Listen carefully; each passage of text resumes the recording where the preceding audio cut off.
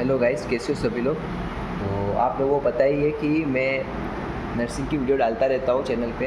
तो गाइस, मैं खुद सेकंड सेमेस्टर में आ चुका हूँ और हमारी पढ़ाई चालू हो चुकी है। तो ये हमारा फर्स्ट चैप्टर है नर्सिंग फाउंडेशन सेकंड का, जो कि बुक है हमारे पास। और मैं थोड़ा थोड़ा कंटेंट डालता रहूँगा ताकि आपकी कुछ मदद हो सके और मुझे भी थोड़ा बहुत याद हो सके, क्योंकि मैं ये चीज़ करता रहता हूँ क्योंकि आपकी मदद कर रहा हूँ और मैं आपको भी नोट्स भी प्रोवाइड कर रहा हूँ। अगर जिसको कॉलेज में नोट्स ना मिल पा रहा हो, ये नोट्स बहुत अच्छे नोट्स हैं। मतलब शॉर्ट में आपके मतलब एकदम से जो भी यूनिवर्सिटी एग्ज़ाम है वो आराम से निकल जाएगा। तो हमारा जो चैप्टर फर्स्ट है नर्सिंग फाउंडेशन सेकंड में हम बात कर रहे हैं हेल्थ असेसमेंट की। तो नर्सिंग हेल्थ असेसमेंट चालू करते हैं। Nursing health assessment is the process in which nurse collect the information from the patient regarding their health based on the information gathered from the patient. The nursing intervention are planned and implemented to provide quality care to the patient. यानी कि ये कुछ नहीं कहना चाह रहा है हमें कि जो नर्सिंग हेल्थ असेसमेंट है वो एक प्रोसेस है जिसमें क्या है, जो नर्स है जो भी इंफॉर्मेशन है पेशेंट की वो कलेक्ट कर देती है। क्या करती है, कलेक्ट करती है और उसके बेस्ड उसको प्रोवाइड करती केयर। यानी कि उसके बेस्ड उसको प्लान प्रिवेंट करेगी, जैसे लिखा है ना पे regarding their health based on the information gather from patient. और नर्सिंग इंटरवेंशन और प्लान, जो भी नर्सिंग केयर प्रोवाइड करनी उसके प्लान किया जाएगा और इम्प्लीमेंट किया जाएगा पेशेंट पे, ताकि क्वालिटी केयर प्रोवाइड की जाए। ठीक है, इसके फिर टाइप्स आते हैं, 4 टाइप्स होते हैं, आप देख सकते हो। Comprehensive health assessment, focused, emergency, ongoing. ठीक है, तो फर्स्ट है कॉम्प्रिहेंसिव हेल्थ असेसमेंट। तो इसमें क्या होता है कि इट इन्वॉल्व, अब पढ़ते फिर आपको समझाता हूँ मैं। इट इन्वॉल्व, देख सकते हो आप, it involve complete health assessment of the patient is admitted in the hospital. यानी कि क्या, यहाँ पे कंप्लीट केयर प्रोवाइड की जाती है पेशेंट को। जो भी एडमिट हुआ है हॉस्पिटल में आके, जो भी पेशेंट, उसको कंप्लीट हेल्थ केयर प्रोवाइड की जाएगी। फिर क्या है, comprehensive health assessment based on baseline data which is further use for comprehension.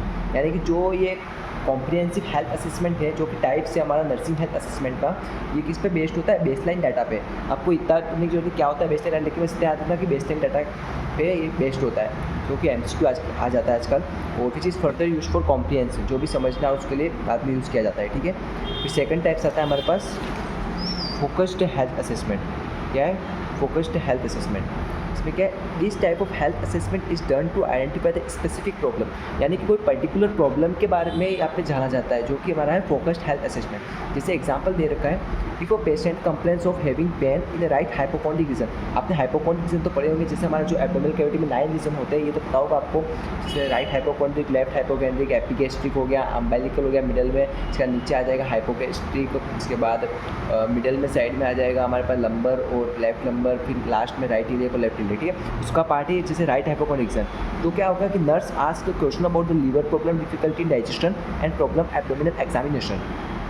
यानी कि अगर पेशेंट बोल रहा है कि मुझे इस साइड राइट हाइपोकॉन्ड्रिक रीजन की साइड मतलब पेन हो रहा है, तो नर्स क्या पूछेगी आपको, या तो डाइजेशन में दिक्कत है या फिर लीवर कुछ प्रॉब्लम हो सकती है, उस बारे में नर्स क्या होगी, पूछेगी उसको। ठीक है, इसके बाद हमें थर्ड आता है emergency health assessment. Emergency health assessment क्या है, this type of health assessment is perform in the emergency situation to identify the serious condition. ये जो हेल्थ असेसमेंट है, यहाँ पे क्या होता है, हेल्थ असेसमेंट समझ रहे हो आप, असेसमेंट यानी कि चेक, या फिर चेक कह सकते हो, किसी को चेक करना है, यानी कि ये सब। ठीक है, जो health assessment is perform in emergency situation to identify serious condition. ये कब होता है, एमरजेंसी कंडीशन, कोई भी सीरियस कंडीशन आ गई तब। जैसे assessment of airway, breathing and circulation before CPR. ये हम सबसे पहले सीपीआर दे रहे हैं किसी एमरजेंसी, जो सीपीआर देना, लेकिन उससे पहले हम क्या ट्राई करेंगे कि हम चेक करेंगे कि वो एयरवे यानी कि वो सांस सही से ले पा रहा है, नहीं ले पा रहा है। अगर वो नहीं ले पा रहा है फिर हम सीपीआर परफॉर्म करेंगे। ये भी एक तरीके से एमरजेंसी कंडीशन है।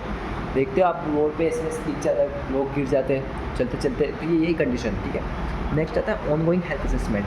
This type of health assessment is done while providing regular care to the patient. Ongoing health assessment should be done at regular intervals to determine the changes in health status. यहाँ पे क्या होता है, regular interval पे care provide की जाती है।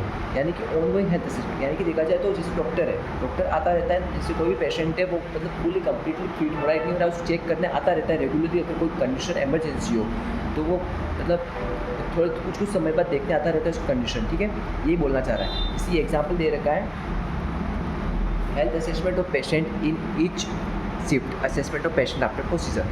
जो भी असेसमेंट चेकिंग किया प्रोसीजर के बाद हर एक शिफ्ट में देखा जाता है उस चीज़ को। ठीक है, यही चीज़ बोली गई है। 4 टाइप की याद रखना। फर्स्ट कौन सा है, कॉम्प्रिहेंसिव हेल्थ असेसमेंट। सेकंड है फोकस्ड हेल्थ असेसमेंट। थर्ड है हमारे पास एमरजेंसी हेल्थ असेसमेंट। और फोर्थ है हमारे पास ऑनगोइंग हेल्थ असेसमेंट। ठीक है, फिर आता है हमारे पास purpose of health assessment. Purpose क्या है इसका देखते हैं। Obtain initial data to plan the care and treatment for patient as well as future comparison. क्या बोल रहा है ये? इनिशियल डाटा हमको मतलब पहले जो भी हमें इन्फॉर्मेशन लेनी है, जैसे पेशेंट आया तो उसका मतलब हेल्थ असेसमेंट, हेल्थ चेकिंग क्यों कर रहे हैं, उसका पर्पस क्या है, इसका कारण क्या है, क्यों करना है हमें ये? इसलिए करना है क्योंकि हमें जो भी इनिशियल डाटा उससे मिला है, यानी कि जो भी हमें इनिशियल इन्फॉर्मेशन मिली है उसके टुवर्ड हम प्लान या फिर कोई एक्शन ले सके ताकि वो फ्यूचर में अच्छे मतलब सही हो जाए। ठीक है, तो gather subjective and objective data. Subjective objective आप समझते होंगे। सब्जेक्टिव यानी कि जो सब्जेक्ट हमें दे रहा है, यानी कि वो पेशेंट हमको इन्फॉर्मेशन दे रहा है वो, और ऑब्जेक्टिव यानी कि जो हम पता कर रहे हैं, यानी कि जो डॉक्टर पता कर रहा है, नर्स पता कर रही है। वैसे फिर find out any deviation from normal. क्या फाइंड करना है? कोई भी डेविएशन, यानी कि नॉर्मल से आपको कुछ भी अजीब लग रहा है वो फाइंड करना है आपको। Evaluate the patient response to treatment provided. फिर क्या करना है? इवेल्युएट यानी कि रिजल्ट निकालना है, जो हमने ट्रीटमेंट दिया उसका पेशेंट क्या रिस्पॉन्स कर रहा है। Assist response of the patient the care giver. जो भी केयर गिवर है उसको हम क्या करेंगे, उसके बारे में इन्फॉर्मेशन दे देंगे। ठीक है, ठीक है। नेक्स्ट आता है आपके पास, यानी कि 5 पॉइंट है, कुछ खुली खुली बात दे दी है, इससे कुछ कॉम्प्लेक्स थिंग नहीं है, ये आराम से हो जाएगा, कोई दिक्कत नहीं है। इनिशियल डाटा लेना है, सब्जेक्टिव और ऑब्जेक्टिव डाटा गैदर करना है, फिर कोई भी डेविएशन हो तो नहीं रहा है वो चेक करना है हमें। इसके बाद पेशेंट का रिस्पॉन्स चेक करना, और ये केयर गिवर को पता होना चाहिए रिस्पॉन्स। ठीक है, नेक्स्ट आता है principle of health assessment. Principle of health assessment क्या? फर्स्ट आता है एक्यूरेसी। एक्यूरेसी का मतलब क्या है कि आपको करेक्ट, यानी कि कोई भी मिस्टेक किए बिना आपको अच्छे से प्रोवाइड करना, कोई प्लानिंग केयर प्रोवाइड करो, कोई भी मिस्टेक नहीं होनी चाहिए, एक्यूरेट प्रोवाइड करनी है। यहाँ पे लिखा है health assessment should be perform accurately, it will prevent any mistakes in planning care. जो भी केयर है, ये मैंने आपको जो समझाया वही है। फिर सेकंड आता है टाइमली, आपको दिख नहीं रहा होगा शायद से, हाँ ठीक है। एक्यूरेसी देख लो आप, health assessment should be perform accurately, it will prevent any mistake in planning care. ठीक है, नेक्स्ट आता है हमारे पास टाइमली की बात करते हैं। टाइमली में क्या बोला गया हमें? Moreover, the assessment has to be timely and relation to be subjective data.